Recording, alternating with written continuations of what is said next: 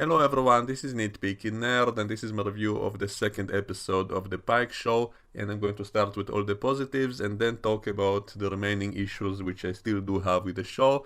And a show doesn't have to be perfect. I said that about the older Star Trek shows which had a lot of silly ideas and silly episodes. It wasn't always correct in everything, so I'm not saying that the old shows were perfect, and the new shows also doesn't have to be perfect as long as the overall plot makes sense, if the characters are good, if it's enjoyable to watch, then it will be a good show even if it still has some issues. And so I think it's kind of too early to judge this whole season. I guess we'll wait and see, but I am actually cautiously optimistic because they seem to have corrected a lot of issues which I had with Discovery, things I discussed in my reviews of Discovery of how I wish they would have done it. This show seems to be doing the things that I was begging for, the things that I was suggesting of how it should be done.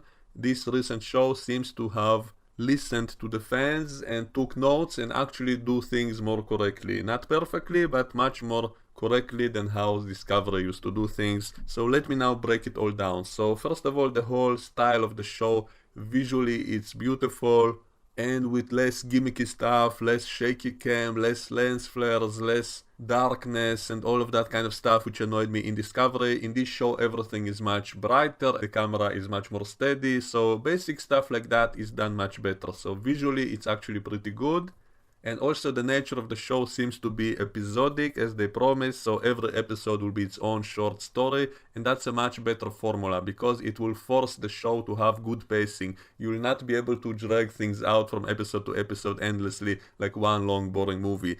By having each episode having its own story, they are forced to have good pacing because they have to reach the end of that specific story in the same episodes, and will simply have more stories. Instead of one story being stretched out to 10 episodes, now each episode will have to have its own story, so it will have to be about something. Every episode will be about something.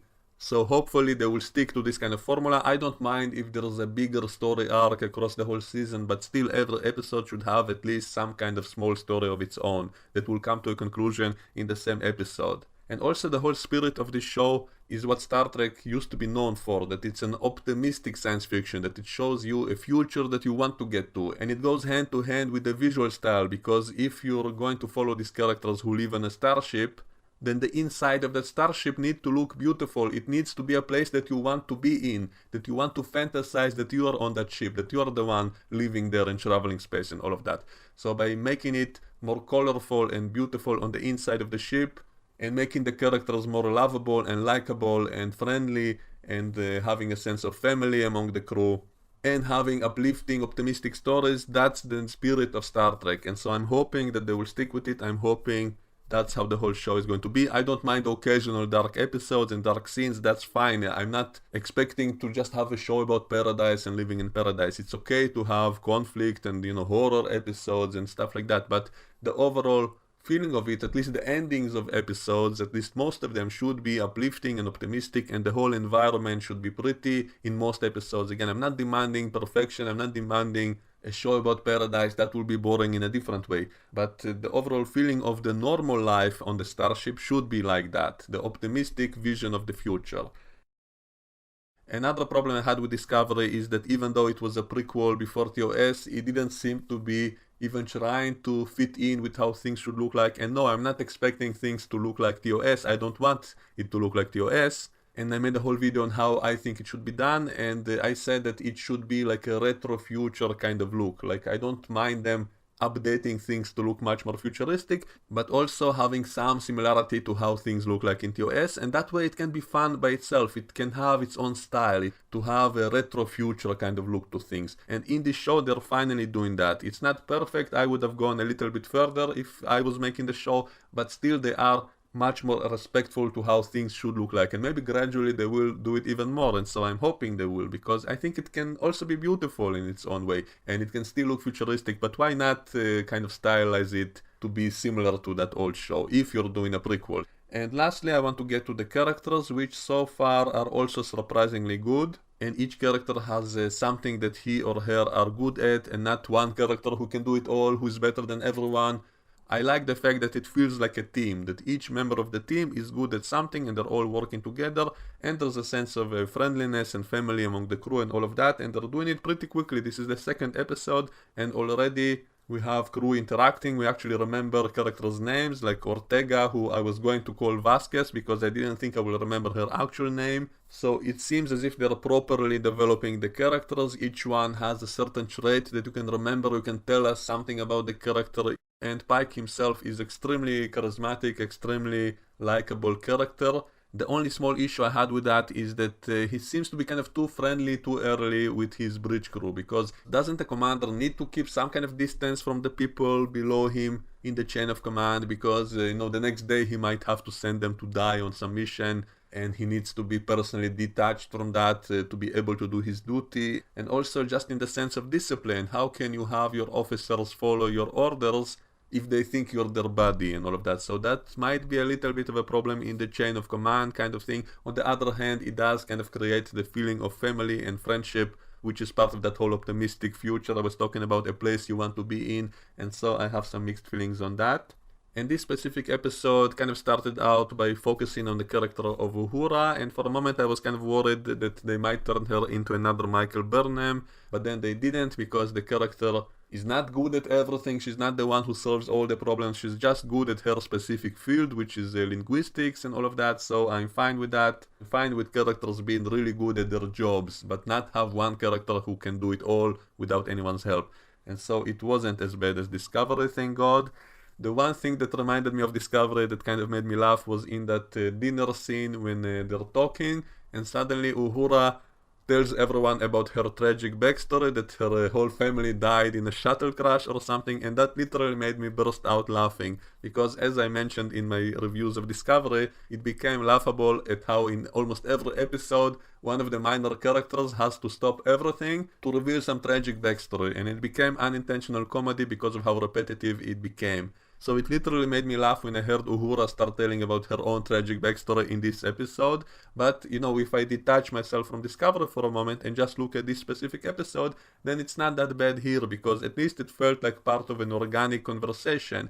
It didn't happen in the middle of the action like it used to do in Discovery. In Discovery, it always felt so forced and artificial, like it was artificially inserted into the middle of the story of something else. Suddenly one character has to stop everything to say, oh, by the way, my whole town was wiped out by a hurricane when I was 5, or my best friend died when I was a kid. So that was always very laughable. At least here it felt much more organic, because it was in the middle of a casual conversation. It didn't happen inside of some different story in which everyone are on the clock and suddenly someone has to tell such a story. But it still made me laugh, because it's part of that repeating pattern of things that have to happen in new Star Trek shows, that every character has to have a tragic backstory. And also the way it was acted was also a little bit strange, because she kept smiling as she was telling that story as if it's not a big deal, like, oh, by the way, my parents died, my brother died, as if it's some kind of casual event. And so that scene made me laugh unintentionally. And the last character I want to talk about is Samuel Kirk, the brother of Jim Kirk, who was shown in only one episode of TOS, in which he was basically a glorified extra, because he was basically just some dead guy they found on a planet, but because they wanted to make it more emotional for Kirk, so it couldn't just be some random civilian, and instead it was Kirk's brother, who he found dead on some planet, and he did have the mustache in that episode, but it was basically a few seconds of screen time, and instead of just being a regular red shirt, it happened to be Kirk's brother, who he didn't see for years and so on. And for some reason they chose to have that character on this show, which creates yet another kind of continuity issue, because it turns out that Spock knew Kirk's brother for years before he met Kirk, and yet he never mentioned that in TOS, even when they found the dead body of his brother and Spock came to comfort Kirk, he never mentioned the fact that he knew him as well, and so that creates all these little issues. I guess it's not a direct contradiction, but what's most funny about all of this is how similar this guy in this show is to the character of Guy in Galaxy Quest, who was basically the glorified extra of the show in Galaxy Quest, and he was constantly in fear of dying whenever he goes on a mission, because he knew he doesn't have a last name and is not the main character, and therefore will probably die on some planet. So that was a very funny character, and he also had the mustache, and so whenever I see him in this show, I cannot help thinking about Guy from Galaxy Quest, and I think it might be deliberate. I don't think it's a coincidence, because when they go on the away mission, he's the first and only guy to get injured in the team, because he touches some alien object and gets knocked out. And then the funniest part is that they immediately remove his helmet so that, I don't know, they can get to his mouth even though they don't do anything with him. They don't resuscitate him using his mouth. So why did they need to remove it? And it immediately made me laugh because I remember that line of guy from Galaxy Quest when they were landing a shuttle on the planet and someone opened the door and he said, why do you open the door so quickly? You don't know if the air is breathable on the other side. And the first thing that happens to this character here is that he's the first one who gets knocked out by some alien device on the away mission, and then they immediately remove his helmet even though they didn't check the air. So that part I think might be deliberate, I'm not sure. Maybe it's a coincidence, but I kind of doubt it. I think most likely they were inspired by Galaxy Quest, which is a good thing because that was a great movie. In some ways that was the best Star Trek movie. It had the spirit of Star Trek. I don't mind the show being more comedic even if they do silly stuff. So let's now get to the actual plot of the episode. And so they find an asteroid which is going to collide with a planet, so they want to save the planet, and that brings up the Prime Directive issue. And I actually don't mind the way they did it in this episode because that's how they used to do it in TOS, and that made much more sense because there were some episodes of TOS in which Kirk violated the Prime Directive to save some civilization, and he said that if we do nothing, that whole planet, that whole civilization will be wiped out. How can anything be worse than that? How can contaminating their culture be worse than that whole culture being totally wiped out? And that's something I agree with. That's something that I used to criticize TNG for, because they seem to treat the Prime Directive like something holy, like a religious dogma that no, you cannot intervene no matter what. Even if that whole planet is going to be wiped out, you still cannot intervene. And that's something that I criticized heavily in a few episodes of TNG. That's something that threw in the few episodes which could have been good. The fact that they were not planning to save the planet. They were forced to save the planet by one or two characters which violated orders. And I get the idea that, you know, it makes a character more heroic, that he will sacrifice his career to do the right thing and all of that. So it had its reasons for why they did it that way, but it still made the whole of Starfleet and the Federation look kind of evil if the laws of that time were that you cannot save a planet from extinction, even if you can do it without getting detected. So what's the problem with that? So I actually think the way they did it in this show is better morally wise in this instance, and it actually fits how it was done in TOS. So it's not even a continuity issue because it was before TNG, so we can say that the Prime Directive became more strict later on, and so it's not even a continuity issue. I do wish they would have actually raised the topic, that someone would have actually asked the question, wait, doesn't that violate the Prime Directive? And then Pike could explain it. So I don't actually have a problem with how they did it in this episode, trying to save a planet from that asteroid, if the inhabitants of the planet don't actually see the Enterprise, and then they will not think it's a god that saved them or something. So it's not even a problem because it doesn't contaminate the culture of the people on the planet. So it's not even an issue, even though I do wish they would have raised that question somewhere. And the fact that the other aliens showed up to try to prevent them from saving the planet, that actually kind of made me laugh, because just a moment before that happened, I kind of imagined to myself, what would TNG Picard do in that situation? If suddenly TNG's Picard showed up here, he would say not to save the planet at all. And then these aliens show up, and that's what they say, basically, that you are not allowed to intervene in the course of that asteroid because they think it's some kind of holy thing that is preordained, that if it's going to destroy the planet, then that's what's supposed to happen. And that reminds me of some scenes in TNG in which that's what they were discussing when they were thinking about saving some planet or not saving it, and they were talking about destiny and stuff like that. So anyway, in this episode they find out the asteroid is not natural, that it has some kind of device inside of it, which also reminds me of a TNG episode when they found some alien artifact inside the comet. Then these aliens show up and say that they think it's a sacred artifact which is doing the Lord's work, basically, that some planets it seeds life on and other planets it destroys, and that we should let it do whatever it wants to do and not intervene. But then Pike argues with him, and I love the fact that there is some kind of moral dilemma here, even though it's kind of black and white, I think, but still it's nice to have some kind of ideological difference with an opponent. Pike has to find a way to divert that asteroid to save the people on the planet, and so he sends an away team consisting of Spock, New Uhura, Alara Noonien Singh, and Guy from Galaxy Quest, who is the first one to get knocked out by something in the away team, which also made me laugh because of how predictable it was, even though we know that he's not going to die because he only died in his one appearance in TOS in which they found him dead on a planet. And I also liked how they said that the gravity is much lower on that asteroid, so they should be careful not to jump too high or they will fly off into space or something. But then for the rest of the episode, they walk normally and they fall normally, and gravity seems to be just like on Earth, and so they kind of forgot about their own setup, which was a shame. I think it could have been fun to have some kind of gravity issues for a change in Star Trek, and so that was a missed opportunity. And right before they go on this mission, the nurse also gives them another hypo injection, just like in the previous episode. And that's something I discussed previously, that it annoyed me a little bit that they are now genetically modifying themselves to go on an alien planet. But my biggest problem with that is that it was a continuity issue, because that's not how it was done in the other Trek shows. Because they always said they simply do surgery to look like an alien.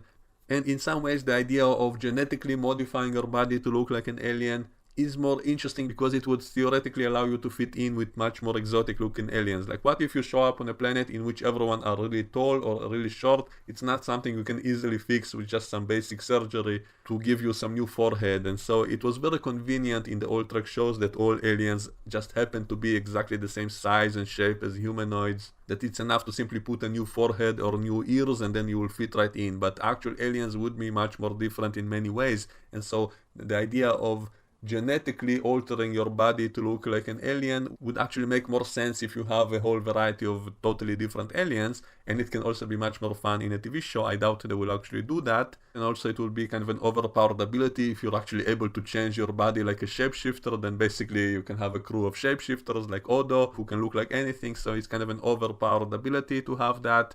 And it's a continuity issue because it's not how it was done in the other shows. But what I do love about this idea is that it can finally explain away something that was nagging me in all the Star Trek shows, the idea that they can so easily beam down to any planet and be totally fine with its environment without any problems, except some rare occasions in which they actually had to wear EV suits, which was pretty rare in the old shows. In most cases, they would simply beam down to any planet and be totally fine with it environment-wise. So totally fine with the new air pressure and oxygen level and all the other things that you would imagine you would have to take at least a few minutes to adjust to, but they always beam down to any planet and are totally fine.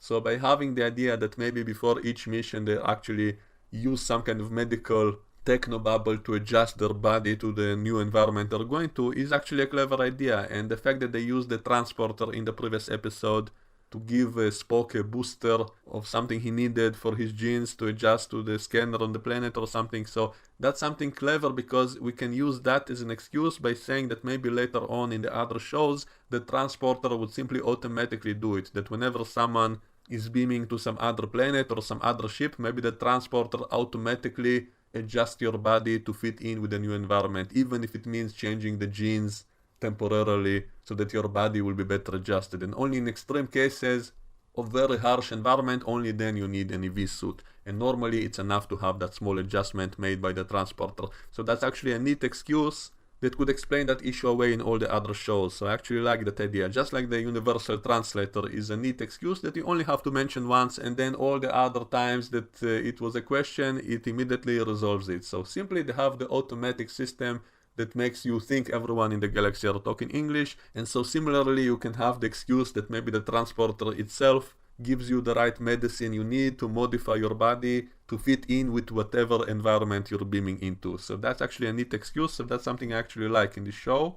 The only thing I didn't like is that Uhura reacted with pain from the hyperspray, and that's something that the new Trek shows always do, that they show that the hyperspray is extremely painful. Like, isn't the whole point of a hyperspray is that it's more gentle than a normal syringe?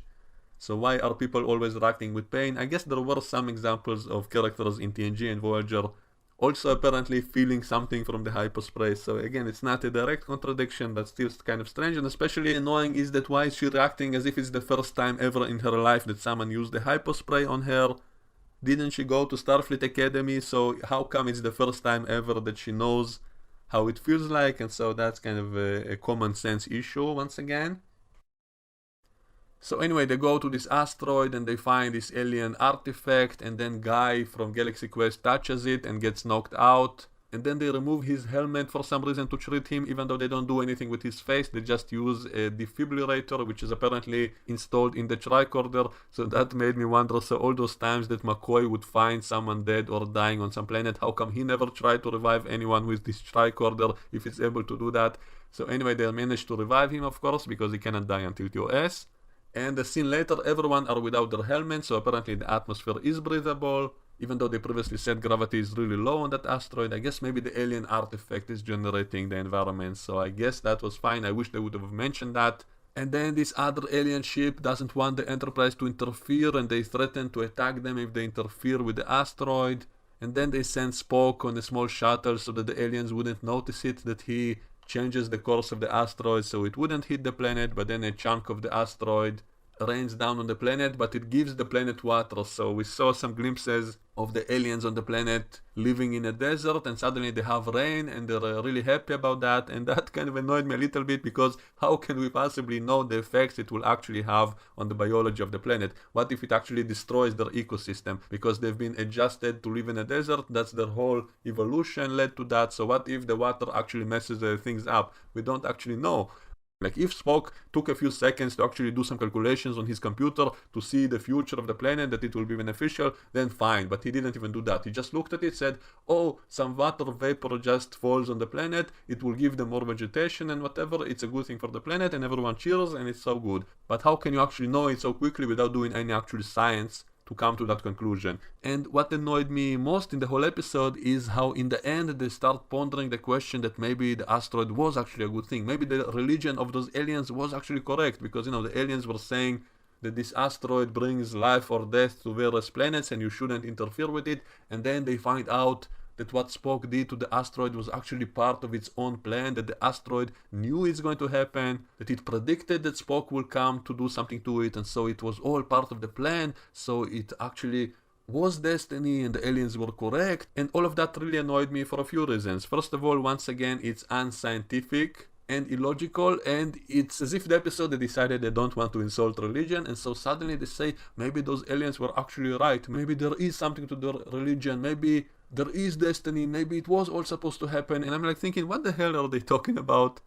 What do you mean it was going to happen? So the aliens were still trying to interfere with you. So on the one hand, I'm happy it's not black and white, and they're trying to add some complexity to all of it, saying maybe not all of religion is bad, maybe sometimes it's correct or something, and it feels as if they're trying to eat the cake and have it too. So on the one hand, they're doing a classic kind of episode showing religious aliens to be idiots, but then in the end they turn out to be right, so it all gets jumbled by the end. So I don't like that ending. And they also seem to be setting up some bigger story arc, maybe, of finding out where the asteroid came from, that maybe some ancient advanced civilization preordained all of this, and so I'm guessing there will be more episodes with that idea. And all of this could actually fit with some episodes of TOS in which they did find clues of some ancient advanced civilization which was protecting more primitive planets and all of that. But the problem is, once again, as a prequel, you can't actually resolve anything in this show, because if they still didn't know the answer in TOS, how can they know the answer in this show? Unless they classify everything. Maybe they find out all the answers and then everything gets classified, and so that would mean Spock was basically a massive liar in TOS, because if the Spock we see in TOS actually knew a lot more than he revealed to Kirk and the rest of the crew, that kind of makes him an asshole. So he knew all the answers but pretended not to, because it got classified for the sake of continuity in the previous show. So all of this wouldn't really make sense. So we know right from the start they will never find out the answers to any of these mysteries, because they still weren't answered by the time of TOS. So it's basically just a mystery box which they will not find the answers to, because they cannot, because it's a prequel in which we know how it all ends. And so this kind of stuff is why I wish it wouldn't be a prequel at all. They should have simply set a show in the future with a brand new crew, and then they could do whatever they want without being worried or restricted because of continuity. Or maybe they will simply admit at some point this is a new timeline, and this way Pike can also escape his fate. Maybe that's what they will do in the end. Maybe in the end Pike will do something to change his destiny, and that will create a new timeline in which TOS happens differently. And so maybe that is for the better. Maybe simply reboot everything and that's it, and admit it's in another timeline. So to summarize my thoughts about this episode, I'm cautiously optimistic because it just feels so much better than Discovery and definitely better than Picard in so many ways, and so I'm hoping it will become a good show. I don't want it to fall off a cliff like Picard did. I'm hoping it's not going to happen. There are some signs of some similarities to Discovery and Picard, which makes me worried because it reminds me it's been made by some of the same people. So moments like Uhura's sudden reveal of a tragic backstory, which she tells with a smile, or the scene when we see the planet blowing up and then it's revealed it's just a simulation on the view screen, that reminds me of a scene from Discovery when we saw the Klingon planet blowing up and then it's revealed to be a simulation, or a stimulation as it was spelled out on the view screen in that show. And also the fact they cannot help themselves from showing some planet blowing up at some point, so it reminds me of that kind of dystopian eagerness that some of these producers and writers seems to have, that they want the bad things to happen on the screen, maybe because they simply think it's cool or something. So things like that, and some of the language, at some point Uhura says you shouldn't put your feet off the gas or something, so all kinds of modern sayings which don't make sense in the context of the show. If it's about humanity in the far future, why are they talking like today? And so things like that make me worried a little bit that it might become as bad as Discovery and Picard, which I'm hoping is not going to happen. So that's my full analysis, my full thoughts on this episode. Let me know what you think and we can discuss all of this in the comments below, and I will see you all next time. Bye bye.